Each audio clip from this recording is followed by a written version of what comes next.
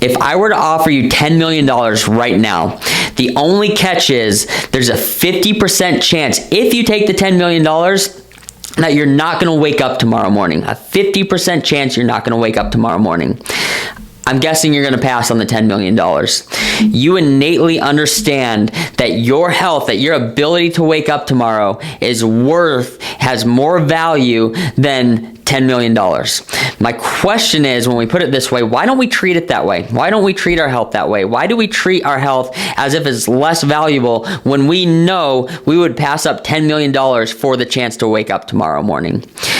As a chiropractor, if I were to do one thing to change the health of this whole country, and it's what I do actually, by the way, but if I were to do one thing to change the whole health of this country, I would mandate that every single person have this bone checked. It's your atlas bone. It's the bone that sits right at the very top of your spine.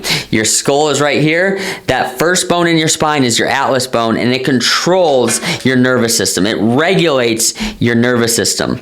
If I were to show this to you up close, that bone has a big old hole right in the middle. That's right where your brainstem, your spinal cord goes right through there. And when this bone shifts, whether it rides up the side of your skull, whether it rotates just like that, the majority of rotation, actually, this is C2, the bone that sits right below it. You see the little peg that sits on top of it. They rotate around each other. The majority of your rotation, over 75% of the rotation in your neck actually comes from these joints.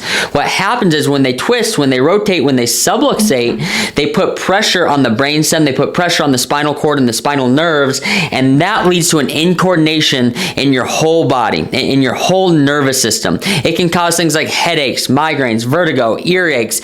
In adults, it can cause things like ear infections, confusion. It can cause things like stress, ADHD, all these things in kiddos as well as adults, just from little bits of pressure.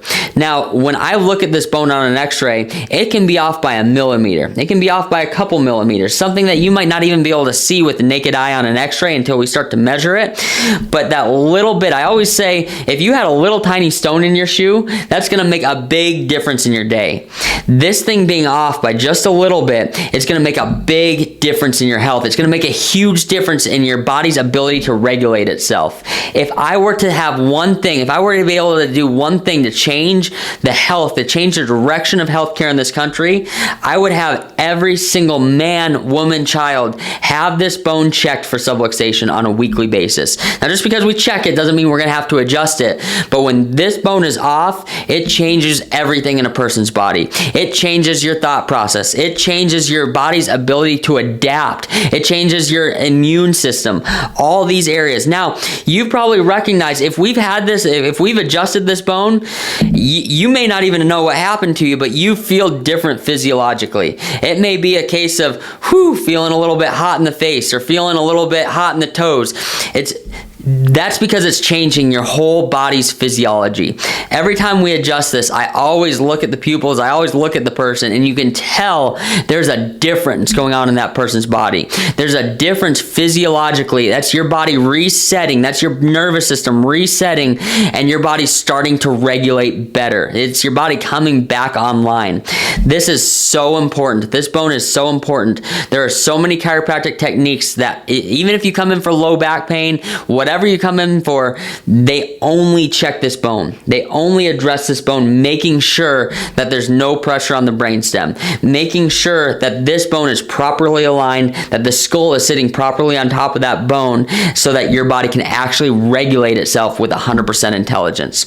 Hope you guys have a beautiful rest of your day. I appreciate you guys listening to my anatomy lesson. If you guys have any questions about any of this, you please let me know. Look forward to talking to you guys soon.